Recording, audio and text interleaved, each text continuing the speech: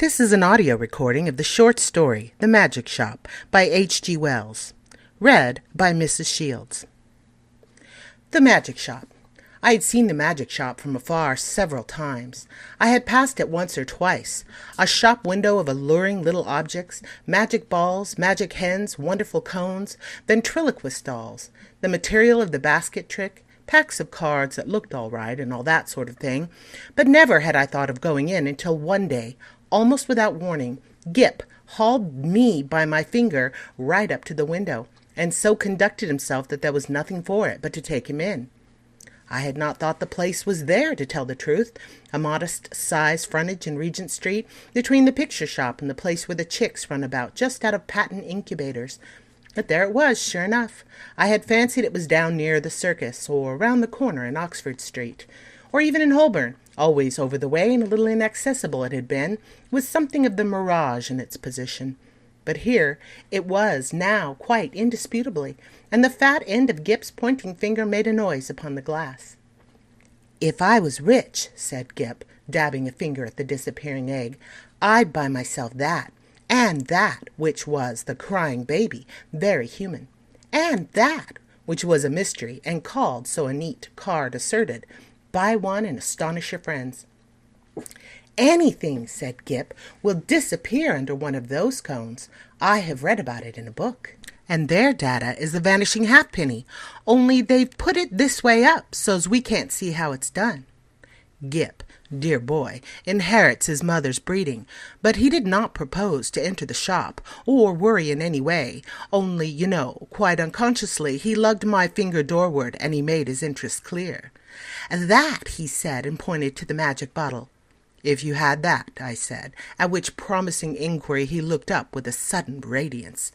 "I could show it to Jessie," he said, thoughtful as ever of others. "It's less than 100 days to your birthday, Gibbles," I said, and laid my hand on the door-handle. Gip made no answer, but his grip tightened on my finger, and so we came into the shop. It was no common shop, this. It was a magic shop, and all the prancing precedence Gip would have taken in the matter of mere toys was wanting. He left the brethren of the conversation to me. It was a little narrow shop, not very well lit, and the doorbell pinged again with a plaintive note as it closed behind us. For a moment or so we were alone and could glance about us.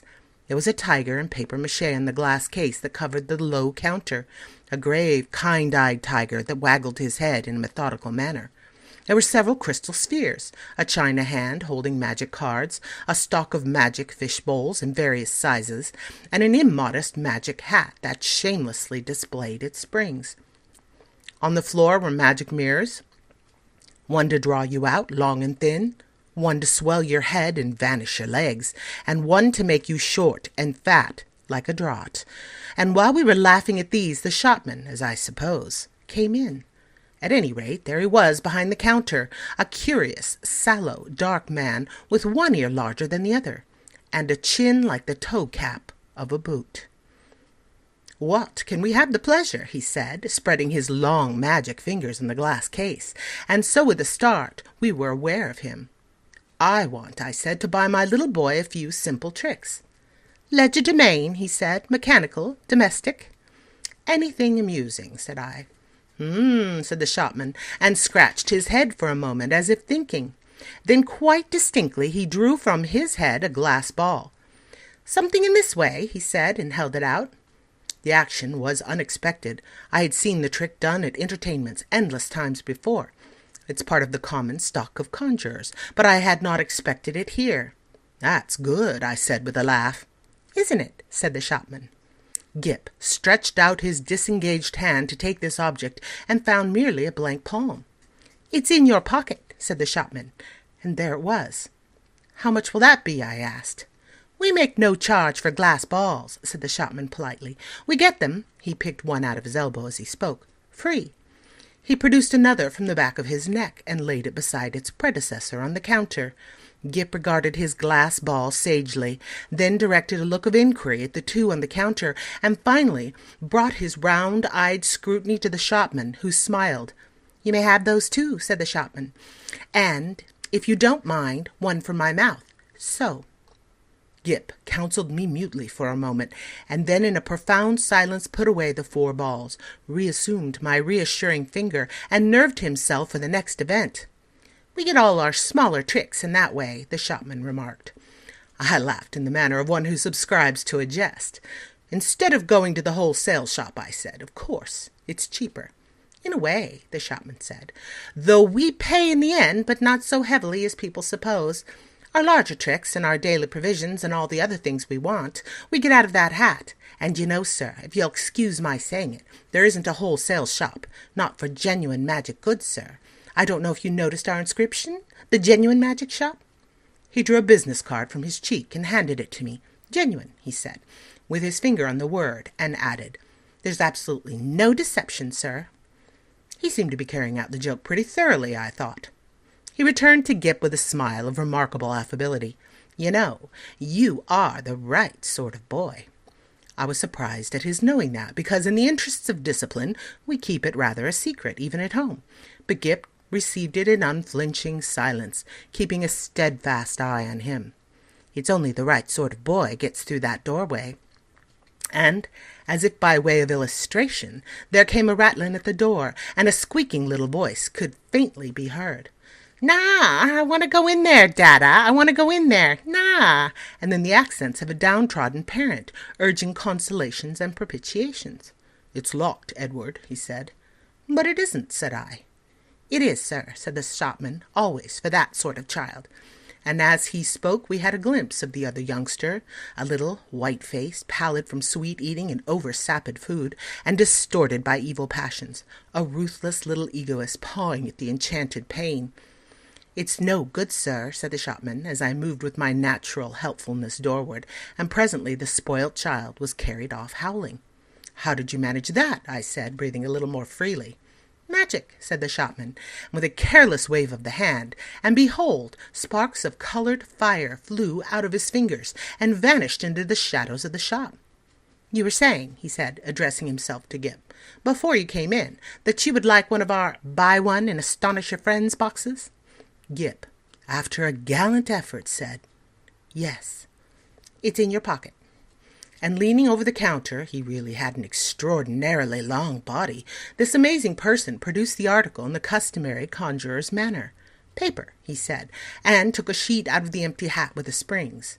"String," and behold, his mouth was a string box, from which he drew an unending thread, which, when he had tied his parcel, he bit off, and it seemed to me swallowed the ball of string.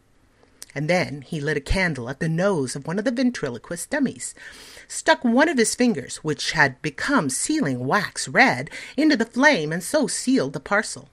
"Then there was a disappearing egg," he remarked, and produced one from within my coat breast and packed it, and also the crying baby, very human.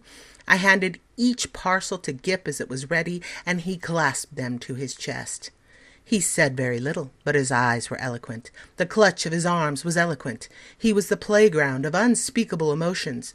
These, you know, were the real magics. Then, with a start, I discovered something moving about in my hat, something soft and jumpy. I whipped it off, and a ruffled pigeon, no doubt a confederate, dropped out and ran on the counter, and went, I fancy, into a cardboard box behind the papier-mâché tiger. "Tut, tut," said the shopman, dexterously relieving me of my headdress. "Careless bird, and as I live, nesting." He shook my hat, and shook out into his extended hand 2 or 3 eggs, a large marble, a watch, about 6 of the inevitable glass balls, and then crumpled, crinkled paper, more and more and more, talking all the time in which the way people neglect to brush their hats inside as well as out, politely, of course, but with a certain personal application. "All sorts of things accumulate, sir. Not you, of course, in particular. Nearly every customer. Astonishing what they carry about with them." The crumpled paper rose and billowed on the counter more and more and more, until he was nearly hidden from us, until he was altogether hidden, and still his voice went on and on. "We none of us know what the fair semblance of a human being may conceal, sir. Are we all, then, no better than brushed exteriors, whited sepulchres?" His voice stopped, exactly like when you hit a neighbor's gramophone with a well-aimed brick. The same instant silence, and the rustle of paper stopped, and everything was still. "Have you done with my hat?" I said, after an interval. There was no answer.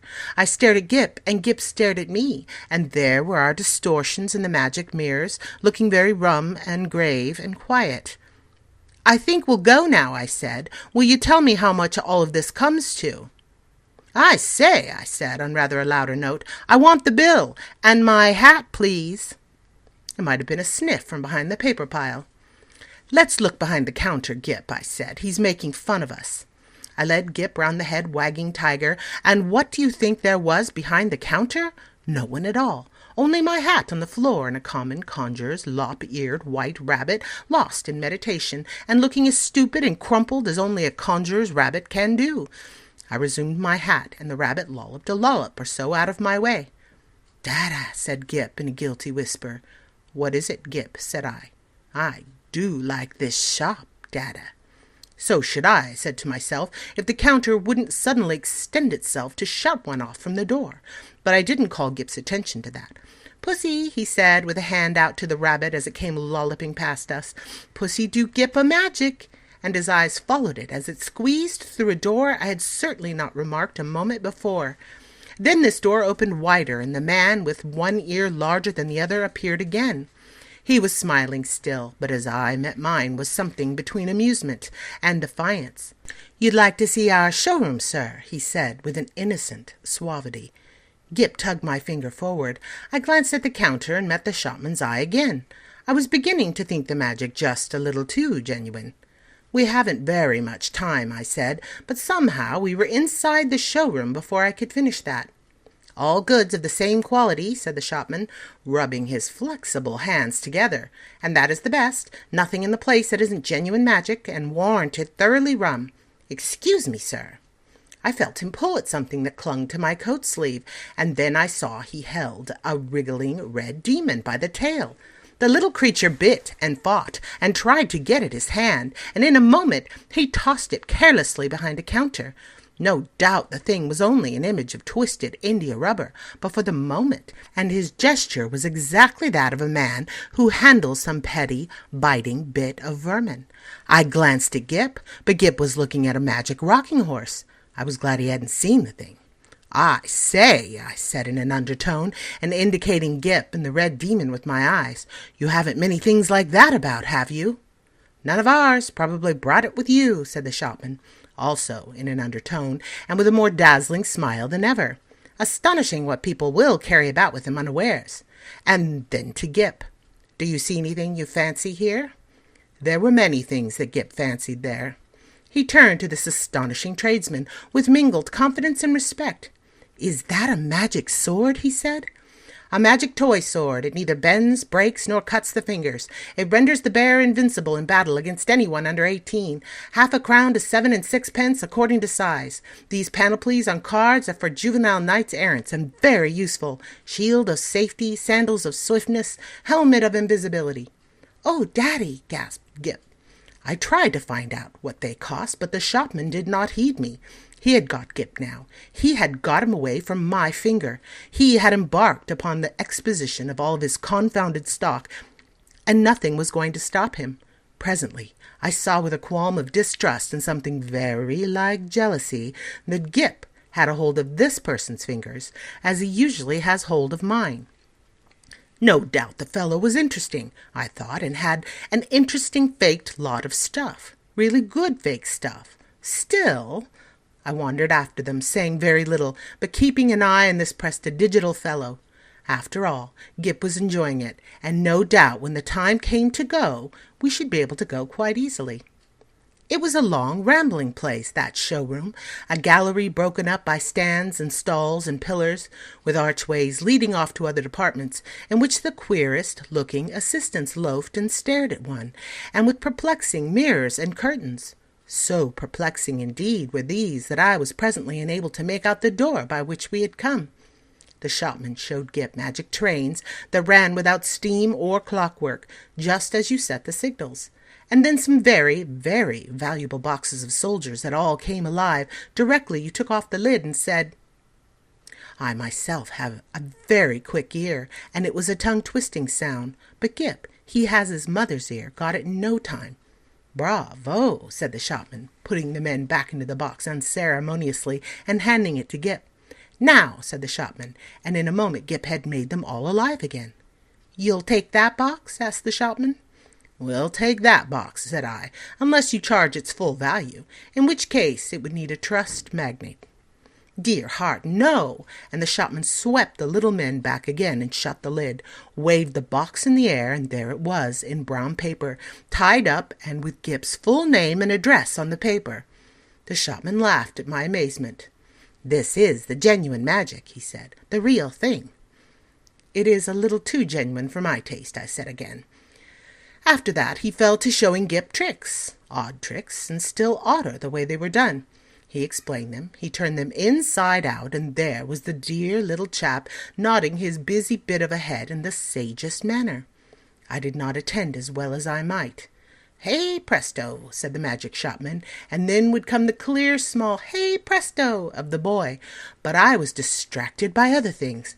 It was being borne in upon me just how tremendously rum this place was. It was, so to speak, inundated by a sense of rumness. There was something a little rum about the fixtures even, about the ceiling, about the floor, about the casually distributed chairs. I had a queer feeling that whenever I wasn't looking at them straight, they went askew and moved about and played a noiseless puss in the corner behind my back. And the cornice had a serpentine design with masks altogether too expressive for proper plaster. Then, abruptly, my attention was caught by one of the odd-looking assistants. He was some way off and evidently unaware of my presence. I saw a sort of three-quarter length of him over a pile of toys, and through an arch, and he was leaning against a pillar in an idle sort of way, doing the most horrid things with his features. The particular horrid thing he did was with his nose. He did it just as though he were idle and wanted to amuse himself. First of all, it was a short, blobby nose. Then suddenly he shot it out like a telescope, and then out it flew and became thinner and thinner until it was like a long, red, flexible whip. Like a thing in a nightmare it was. He flourished it about and flung it forth as a fly-fisher flings his line. My instant thought was that Gip mustn't see him. I turned about, and there was Gip, quite preoccupied with the shopman, and thinking no evil. They were whispering together and looking at me. Gip was standing on a little stool, and the shopman was holding a sort of big drum in his hand. "Hide and seek, Dada!" cried Gip. "You're he!" And before I could do anything to prevent it, the shopman had clapped the big drum over him. I saw what was up directly. "Take that off!" I cried. "This instant! You'll frighten the boy. Take it off!" The shopman with the unequal ears did so without a word, and held the big cylinder toward me to show its emptiness, and the little stool was vacant. In that instant my boy had utterly disappeared. You know, perhaps, that sinister something that comes like a hand out of the unseen and grips your heart about. You know, it takes your common self away and leaves you tense and deliberate, neither slow nor hasty, neither angry nor afraid. So it was with me. I came up to this grinning shopman and kicked his stool aside. "Stop this folly," I said. "Where is my boy?" "You see," he said, still displaying the drum's interior, "there is no deception." I put out my hand to grip him, and he eluded me by a dexterous movement. I snatched again, and he turned from me and pushed open a door to escape. "Stop," I said, and he laughed, receding. I leapt after him into utter darkness. Thud. Lord bless my heart, I didn't see you coming, sir. I was in Regent Street, and I had collided with a decent-looking working-man, and a yard away, perhaps, and looking a little perplexed with himself, was Gip. There was some sort of apology, and then Gip had turned and come to me with a bright little smile, as though for a moment he had missed me. And he was carrying 4 parcels in his arm. He secured immediate possession of my finger. For the second I was rather at a loss. I stared round to see the door of the magic shop, and behold, it was not there. There was no door, no shop, nothing. Only the common pilaster between the shop where they sell pictures and the window with the chicks. I did the only thing possible in that mental tumult. I walked straight to the curbstone and held up my umbrella for a cab. "Ansoms," said Gip in a note of culminating exultation. I helped him in, recalled my address with an effort, and got in also. Something unusual proclaimed itself in my tailcoat pocket, and I felt and discovered a glass ball. With a petulant expression, I flung it into the street. Gip said nothing. For a space neither of us spoke. "Dada," said Gip at last, "that was a proper shop." I came round to the problem of just how the whole thing had seemed to him. He looked completely undamaged. So far, good. He was neither scared nor unhinged. He was simply tremendously satisfied with the afternoon's entertainment. And there in his arms were the 4 parcels. Confound it, what could be in them? I said, "Little boys can't go to shops like that every day." He received this with his usual stoicism, and for a moment I was sorry I was his father and not his mother, so I couldn't suddenly there, coram publico, and our hansom, kiss him. After all, I thought the thing wasn't so very bad. But it was only when we opened the parcels that I really began to be reassured.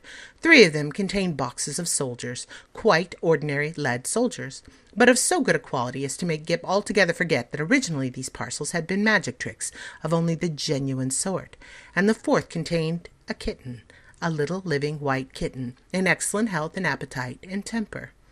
I saw this unpacking with a sort of provisional relief. I hung about in the nursery for quite an unconscionable time. That happened 6 months ago, and now I'm beginning to believe it is all right. The kitten had only the magic natural to all kittens, and the soldiers seem as steady a company as any colonel could desire, and Gip— the intelligent parent will understand that I have to go cautiously with Gip. But I went so far as this one day. I said, "How would you like your soldiers to come alive, Gip, and march about by themselves?" "Mine do," said Gip. "I just have to say a word, I know, before I open the lid." "Then they march about alone?" "Oh, quite, Dada. I shouldn't like them if they didn't do that." I displayed no unbecoming surprise, and since then I have taken occasion to drop in upon him once or twice unannounced when the soldiers were about, but so far I have never discovered them performing in anything like a magical manner. It is so difficult to tell. There's also a question of finance. I have an incurable habit of paying bills. I have been up and down Regent Street several times looking for that shop. I am inclined to think, indeed, that in that matter honor is satisfied, and that, since Gip's name and address are known to them, I may very well leave it to these people, whoever they may be, to send in their bill in their own time.